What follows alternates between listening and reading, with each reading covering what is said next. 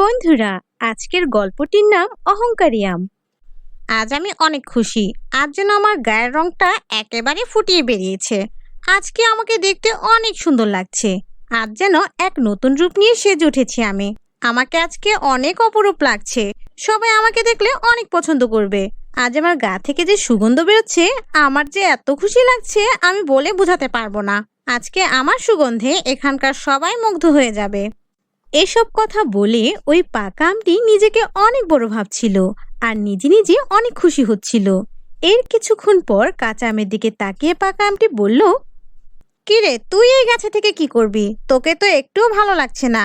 আজকে যে আমাকে কি দারুণ লাগছে, তোর দিকে তো কেউই তাকাবে না। সবাই আমার দিকে তাকিয়ে থাকবে, আমাকে নিয়ে সবাই প্রশংসা করবে। দেখ আজ আমাকে কত সুন্দর লাগছে।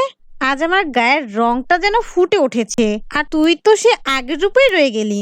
তোর গায়ের রং আর গাছের পাতার রং একই রকম। এর জন্য তুই মানুষের দৃষ্টি আকর্ষণ করতে পারবি না। তুমি আমাকে এমন করে বলছো কেন?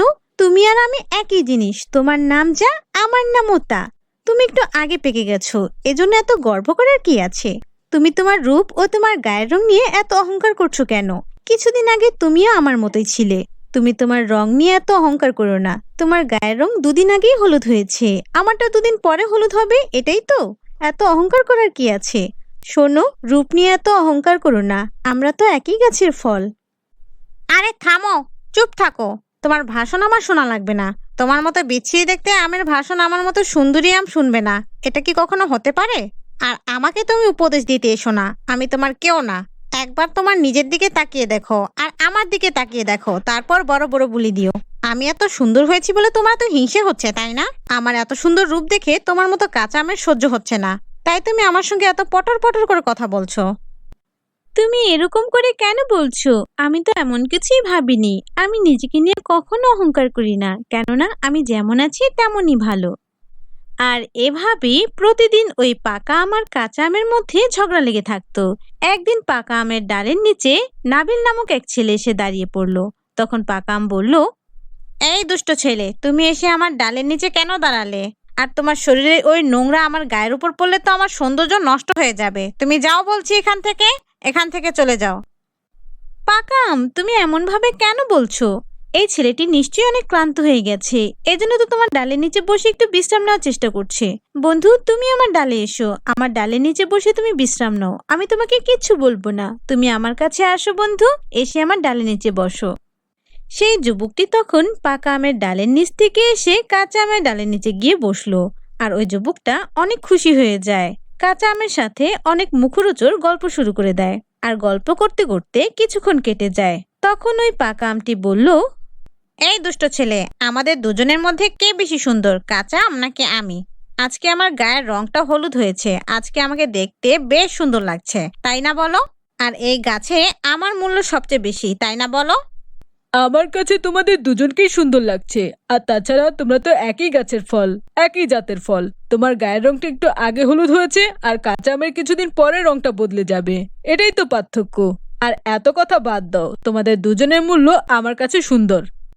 ওই যুবকের মুখের এই সমস্ত কথাগুলো পাকা আমের একদম পছন্দ হয় না। পাকা আম যুবকের কথা শুনে ভীষণ রেগে যায়। ওই কাঁচা আম তোকে ওর ডালের নিচে বসতে দিয়েছি বলে তুই ওর পক্ষ নিচ্ছিস, তাই না? তুই সত্যি বলিস আর না বলিস, আমি জানি যে আমি দেখতে ওই কাঁচা আমের থেকে বেশ সুন্দর। আর তোর কাছ থেকে আমার সার্টিফিকেট নিতে হবে না, দুষ্টু ছেলে কোথাকার। যা সর বলছি, এখান থেকে চলে যা এখান থেকে। পাকাম, তুমি কেন এমন বলছো? আমি কারো পক্ষ নিয়ে কথা বলি না। আমি সেটাই বলছি যেটা সত্য ঘটনা।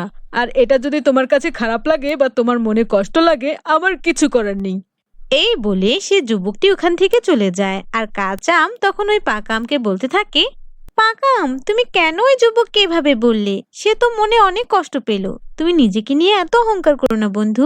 পাকা আম, তুমি মনে রেখো, অহংকার কিন্তু পতনের মূল। এত অহংকার করো না, তোমার পতন হয়ে যাবে। তোর প্যাক প্যাক বন্ধ করবি? তোর প্যাক প্যাক আমার একটুও পছন্দ না। আমার কানটা একদম ঝালাপালা করে দিলি। তুই আর তোর প্যাক প্যাক আমার মোটেও ভালো লাগছে না। একদম চুপ থাকবি, তোর কোনো কথাই আমার শুনতে ইচ্ছা করছে না। এই বলে পাকা আম কাঁচা আমকে অনেক কথা শোনালো। এভাবে ঝগড়া করে তাদের দিন যাচ্ছিল। একদিন একটা ছোট্ট ছেলে সে আম গাছের নিচে এসে কান্না করছিল। এ কি, তোমার কি হয়েছে বন্ধু? তোমার সবকিছু আমাকে খুলে বলতে পারো। আমি কারো সাথে কথা বলবো না, আর আমি ঠাকুমার কাছে ফিরেও যাব না। সে তো আমি বুঝলাম, কিন্তু তোমার হয়েছেটা কি বন্ধু? আমাকে একটু খুলে বলো, তোমার ঠাকুমা তোমার সাথে কি এমন করেছে যার জন্য তুমি কান্না করছো? আমাকে বলো বন্ধু। ঠাকুমা আমাকে বকেছে, আজকে আমাকে অনেক বকেছে। আমি তাকে না বলে আজকে সব ফলগুলো খেয়ে নিয়েছি, আর তাই ঠাকুমা আমাকে আজকে খুব বকা দিয়েছে। ও, এই জন্য তোমার মন খারাপ বন্ধু? তোমার ঠাকুমা তো তোমার ভালোর জন্যই তোমাকে বকেছে। কাউকে না বলে কোনো জিনিস নেওয়াটা চুরি বলা হয়, আর চুরি করা মহাপাপ। তোমার ঠাকুমা এখন যদি তোমাকে নিষেধ না করতো, তুমি বড় হয়ে আরো বিপদে পড়তে। এজন্যই সে তোমাকে নিষেধ করেছে। আর তুমি যে একসাথে এতগুলো ফল খেয়ে ফেলেছো, এতে তো তোমার শরীর অসুস্থ হয়ে যেতে পারতো। আর একসঙ্গে এতগুলো ফল খাওয়া ঠিক না। তুমি এখন ঠাকুমার উপর মন খারাপ না করে তোমার ঠাকুমার কাছে ফিরে যাও, না হলে তোমার ঠাকুমা তোমার জন্য অনেক চিন্তা করবে। এই, তুমি ওই কাঁচা আমের কথা একদমই শোনো না। তুমি যা করছো একদম ঠিক করছো। তোমার ঠাকুমা তোমাকে একটুও ভালোবাসে না। যদি ভালোবাসতো তাহলে তোমাকে এভাবে বলতে পারতো না। ওই কাঁচা আম তো দেখতে খারাপ, এজন্য তোমাকে কাঁচা আম নোংরা নোংরা বুদ্ধি দিচ্ছে। তুমি ওকে এভাবে কেন বলছো? ছোট্ট বাবু, তুমি আমার কথা শোনো। তোমার ঠাকুমা তোমাকে অনেক ভালোবাসে। তোমাকে বকা দেওয়ার ফলে সে অনেক কষ্ট পেয়েছে। তুমি বাড়িতে যাও, গিয়ে দেখো তোমার ঠাকুমা অনেক কষ্টে আছে। কাঁচা আমের মুখে এই সমস্ত কথা শুনে সে ছোট্ট ছেলেটি তার বাড়িতে ফিরে যায়। আর বেশ কিছুক্ষণ পর সে বাড়িতে ফিরে যেয়ে দেখে তার ঠাকুমা বলছে, আমি যে কেন ওকে এত বকা দিতে গেলাম। হয়তো অনেক কষ্ট পেয়েছে, না জানি কোথায় গিয়েছে। ওর জন্য আমার খুব খারাপ লাগছে।